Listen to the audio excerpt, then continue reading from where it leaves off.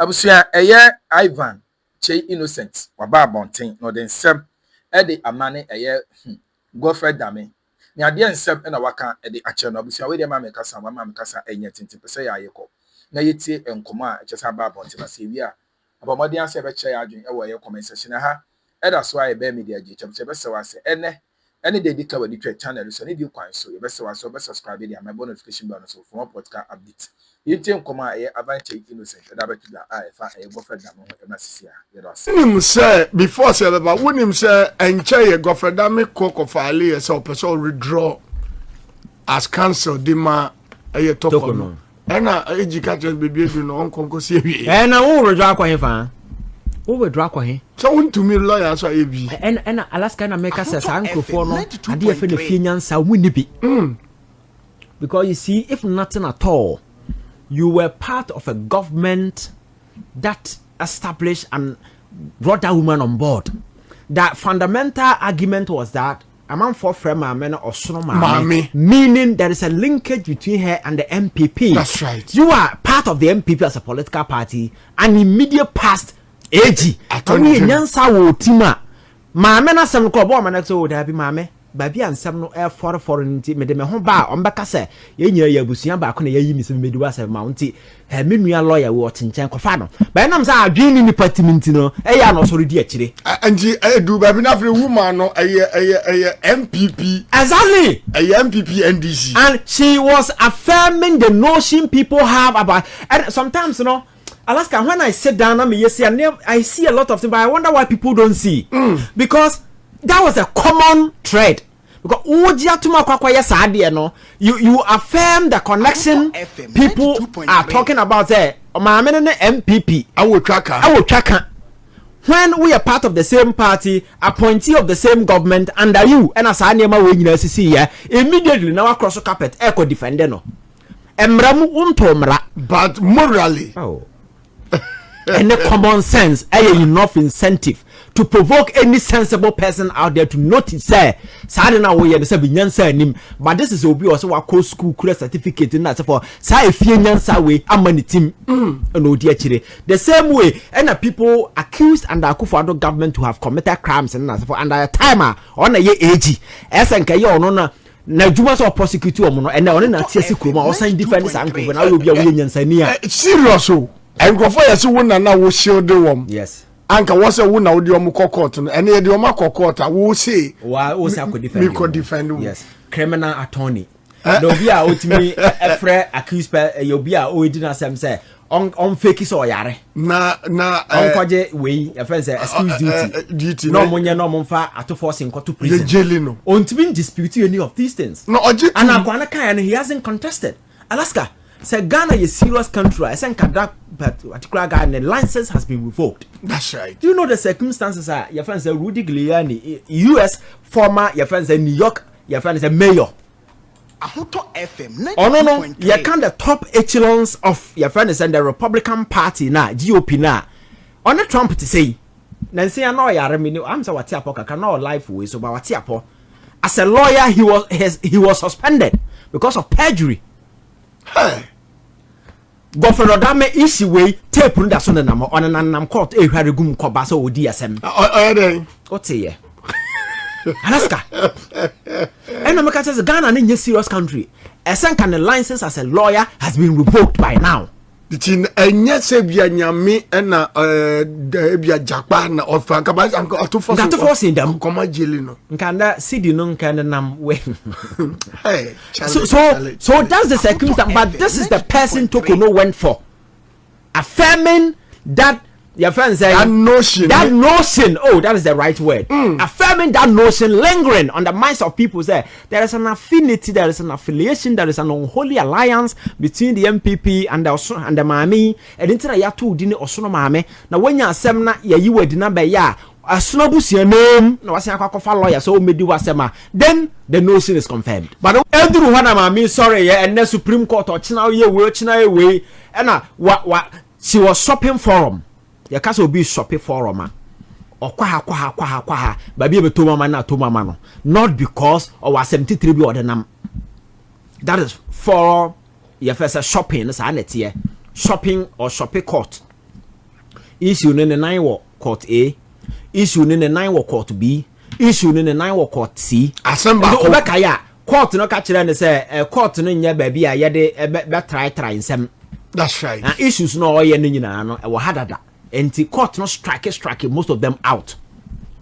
Ye na di no o sande court ye sign nsem no nyina no botu gbe no de call ECOWAS court.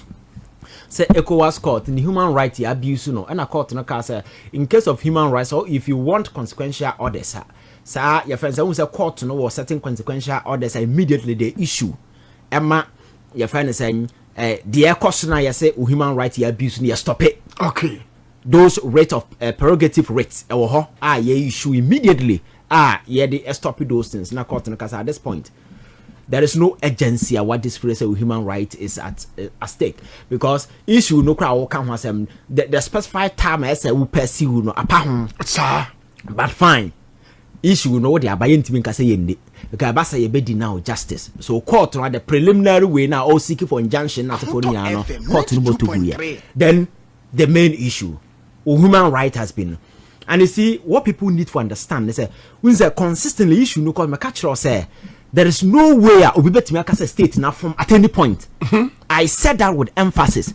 And the issue now the call our human right court no and human rights is the only thing say court case be a caution say human right infringement enya baso pe despite issue na cause no you can seek redress our high court. Okay, because article 33(1)(2) making it quite clear without prejudice to any ongoing proceedings biano whenever your human right is at stake. Establishing yes, so you can have this case going on at the same time pursue at a different court. Okay, L high court. Ghana had that remedy, you can get it from the high court. And all the court, your friends, a West African way.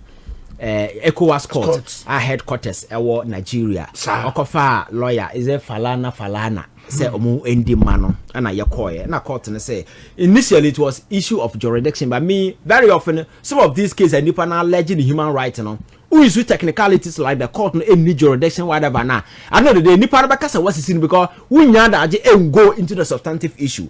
So in this particular case she invoked your friend saying articles is it 7 or 6 of your friend saying sir, your friends saying people, your friends saying African Charter on Human and People's Rights. That is the document. Okay. This answer no. It's a honor original so. Plus the 1992 Constitution, human right provisions, from chapter 5 up to the 12 so article 12 going. And which means that it is not just Ghana yemra on human rights say yakofa another document ECOWAS e dey aba ka ho enti emu stretch it we be say wa tretre ni binim okay wa train ni shiem enti so would for a kire say process na ekwa was fair okay and na court no ko di asem ni nyina hu say nsem na maame no kan no say binyansa bi anim enti yetu agu wa ha no ni yetu anu so agu yetu anu agu ho okay enti wuntimi accuse judges no mo wan say human rights na say for but anura was some fairly fresh one and then that is up to na say on the right and now your friend say case there are periods within which you can file for appeal meaning right. Whether that period is over according to age say that period there is something we call finality will be brought so legal you say estopel no apply you cannot proceed but I don't know about that so me can't say okay but if she's seeking for a reviewer that is her within her right and then me I come mo be and stop let her shop all the court enkosi I know that nothing will come out of it.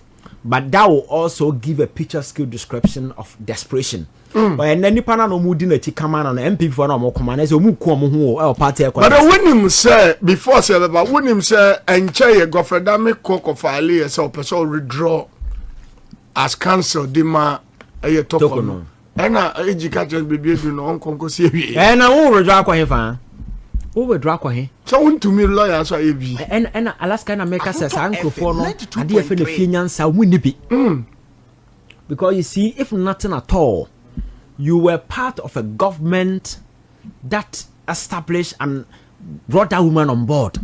That fundamental argument was that a man for Fmr or Sonoma, meaning there is a linkage between her and the MPP. That's right. You are part of the MPP as a political party, and immediate past AG. maame na sam ko bo man so da bi maame babi ansam no e for nti me de me ho ba o mbeka se ye nyina ya busua ba ko na yayi mi se me di wasem ma nti he me nua lawyer wo tinchen ko fa no ba nam sa adwen ni department no e ya no so di akire anti edu babi na free woman no eye MPP exactly MPP NDC, and she was affirming the notion people have about, and sometimes Alaska, when I sit down I see a lot of things, but I wonder why people don't see. Because that was a common thread. Because you affirm the connection people are talking about. MPP. I will tracker. When we are part of the same party, appointee of the same government under you, and as I name immediately now across the carpet, echo defender no. But morally, any common sense, enough incentive to provoke any sensible person out there to notice say sadena we yen say binyansa nim, but this is obi also wa call school credit certificate in that for say efie nyansa we amani team no di akire the same way and people accused under Akufo-Addo government to have committed crimes and that for under a timer on a ye AG esenka ye ono na juma so prosecute omo no and na na tiasi kroma o sign defense anko na we obi a we nyansa ni a serious o enkofo yesi wona na wo shield wom yes anka wo se wona wo di omo court no ene ye di omo court wo say wo say defend yes criminal attorney no obi a otimi efre accused pe obi a o edina sem say on fake so yare na on kwaje we your friend say excuse duty no munye no mumfa ato force nko to prison jeli no on to be dispute any of these things no oje and akwana kan he hasn't contested. Alaska say Ghana is a serious country. I think that particular Ghana license has been revoked. That's right. Do you know the circumstances are your friend say Rudy Giuliani, US former your friend say New York your friend say mayor. FM. Oh no, you can't the top echelons of your friends and the Republican Party na GOP na. On the Trump to say, Nancy I know I'm so watiapo cannot life way so but watiapo. As a lawyer he was suspended because of perjury. Hey. Godfred Dame issue way tape runda so na nam on nam court e hware gum koba so odi asem. What say ye? Alaska. And America says Ghana is a serious country. Esenka the license as a lawyer has been revoked by now. Tin enye se bia nyame na bia Japan na ofanka ba to force in them koma jeli no. Nkanda city no nkanda nam we. Hey. So that's the circumstance, but this is the person Tokono went for. Affirming that your friend said that notion, oh, that is the right word. Affirming that notion, lingering on the minds of people, say there is an affinity, there is an affiliation, there is an unholy alliance between the MPP and the Mami. And into the Yatu Dini Osono Mame. Now, when you are Semna, you were dinner ya. A snobus your name, no, was a lawyer, so maybe was then the notion is confirmed. But the one will say, as you rightly said, they are not smart. No. My mini year press conference, not minorities year press conference. Yes, so I'm going to win a man. And the ECOWAS court, Casa Derby. And some now, what can be? I know who are Sabi. I won't you and also $10 million. Sir, yes, open $10 million, sir, mammy. Ya wo nyuma ya didn't get $10 million. Obi and who how about $10 million the amount because you don't deserve it. And I caught through but to go here. Now I never quan there Messera or sign the count when say court no a man of quine. Na on ye on sign by your Chief Justice. Now me say Chief Justice go Benin and Nasa Ghana. And the release no the coin but I account say court no yeah omo state no am say hey mama wa kokoduro nti de ono na muni de aye nyina ya enne president Mahama ba feel so the Chief Justice a cha okra we obi anyansani abeje o ka kire court to say ye dey Chief Justice biem. Alaska, the fundamental point is that ECOWAS court all that they could have done was to assess the procedure that was activated here, okay, gauge it against the constitutional provision. Now, who say at any point in time, any of the constitutional provisions, was circumvented, jumped over. There was an infraction. there was a mistake, there was a deliberate attempt to divert, there was this machination, that it was not in line with procedure, it is not in line with anything that has been outlined, it is not in line with precedent. But they couldn't establish. They couldn't establish any of these things. It means that everything done was in line with law. The law is the law. Sir, Ghana Bar Association tisim lawyer for Kuba Tainko tisim some by propaganda mama miwi. Now in their propagandist your friends say mood, you know, they could not activate a single line of legal argument. Give you a cast a dirty shadow on the processor. It means nothing went wrong. And the way your mama na ye too for now koba. And so who say you are on a fool's errand. You are on a fool's errand. We better say you know fugitive and as a sojourner. Which is a wajibum. One number basa. Bancher. We nimba be our call nimba be our nam. Sasa Akroma. Yes. We or say guy back one. Nyankopon ball we gune on a number basa. And all court never been all own about or two needing gershom, meaning stranger there. Alaska must share Bible pay. I didn't know what she had. Yeah, must the whole Bible now from Genesis to Revelation. I have studied my strong ways I'm passing. Now, this is your software. But my Bible and from Genesis to way. I know a sideline to one day, me no back Bible way. Maybe be some swatch. So, Alaska, my many year the oye in chino. And I echo was cast a dabby, and some new so be a name. A quite emphasis on you were dinner, would deserve. Accusation of the year is in line with the constitution. And tia kabima we nye into 179 no omo fa documents yen no mo yen se no mo tugu wi amo tugu na tete yen na ebinam ha anim wase akwaba wa tretre na hiem de na ha ba bia ni ho fa. So what I'm asking is Godfred Yaw odamina na offer no as an cancer no Godfred Dame atro the amata ni general say opese or back it down. And there Alaska ayo mo asem. Na say o back it down anya attorney general mfa wadwuma. Sir, and na o back it down like court mfa wadwuma. Sa nema we ya na hwehwa ni mu. And now the court stated quite clear. Me mfa wadwuma say you will be lawyer. And say okọ your friend is saying is it article 14.2 eka say an accused person will right to a counsel of his choice. Or right no or say chiwa reasons ya arrest or no must be communicated to you in a language what you say. Okay. But over chachucha kata ne supreme your friend say AG case na court no can say you can say lawyer or right to lawyer.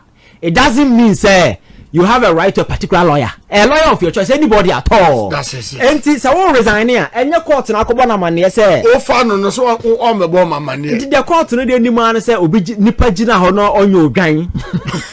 Na oye nipa. Our license to practice as a lawyer. Or defender. Either so ye tipon koso. Either so ye nkoko lawyer o. Either so ye Supreme Court lawyer o. Either so ye there or ye lawyer kutaje ni o or ye hwan yo e dey e wa wasem. The hands of your lawyer. Right. And it's a woo you will flock of a yaba. A woman as some court in the end. So Alaska took no dear and Americano, but the Emmy Yana say, she's so desperate. What Tenasam Crofobia dadano. Ama Nenima could form. And at this point, you know, she can't stop fighting because Ojaya Nenimo Guase. Can fight now. We say, cases no dey corner ba ko kura ni ho bia kan bia ma no. That's right. Nimianom judges Ghana fo na omo ono na ye omo CEO e no mu di na samin obi ani ho waka bia ma no. And so be ha cases no dey corner nyina the decision has always been unanimous. So we know who ya Nimianom judges fo nka bom ko Akroma at least ba ko pon what so obi asori so ka bia ma na da mente da ndi sanka process na ye di no enye fair ndi ka ninuanom judges enye demonstrations o mo ka bia ma no. What said the Judicial Council Ghana Bar Association omo no de a different group o maame no eye judge and the judges ran kasa wo mu group but omukuo no what to be about bonti abeka bia ma no da enti ya futuo se wunya akwanya na ye du si bibia no a kai say the bottom line eye nipa fa anidie ema nipa opa kofa pongo mi de bende be mfa tetare oti ho ye dan wo ye nipa na wo ye dan wo ye gu ho na wo ye dan wo ni nipa ena wo ni nipa be dele enti wo ye wadwen se dem anya tumi na me ye CEO ena me ye hwan na me ye minister na ummu nipa koba Alaska there is time for everything and time is the only thing that makes nonsense of everything na no me hu video bi a Nigeria papa bi na oye billionaire ena ye se cars ahodo in the 90s car bia bi se ne dem owu ye na I think so on the family anyway na obi ase car na kro bia enko wawu a ensisi ho na Alaska luxury cars in the 1990s a pakisi fion sa car na nei obi ba so de be cha wan hwa bo na smotu ne se but that time no na car so time makes things irrelevant and now say kama yeah that be make kama is not a bitch time is a bitch exactly na say 100 no ya enti and omo wanya we na uhunipa umu no greed ni na se for say embryo ye ni Alaska, there were once powerful people in this country and now come with them. But they dealt with thousands of people. I didn't know be a man in China. Because said Ubesia you subayeno, Sana nipa no bedili. At the beginning, you know, be a man who Jimmy. Oh, okay, yes, sir. Never be druno, one was a son nipana, who frees or more Jimmy no be no Jimmy. Now, Omoni and no more they shall thinking, say, Yan Sabe team, I'm was a sound I you near my year. 2.3. Na duru mra niam na be flip ya dan ho no be chiro nyansa ba la time mo chiro nyansa no na bia na nante akura ntimi nante you can have all the money but obetimi aso sika in your merciful state no yes. That is where they are going to deal with you yeah mercilessly obi am fiu wo da sora no pa wo person ko bi kura mra wo fie machia wo hey papa good morning obi no obe fiu cause in your heydays you were so greedy going about you don't care about people and then as for them. Right. That time will come. So Ivan Chi and I attend kase all make submissions na abusia wa suja edi Godfred Dame as a tokonu ne council a tokonu apamono se onto me and in nya adwuma bi better mase samo je pene kokoti za ensemu edema aha gossip politics TV so better mase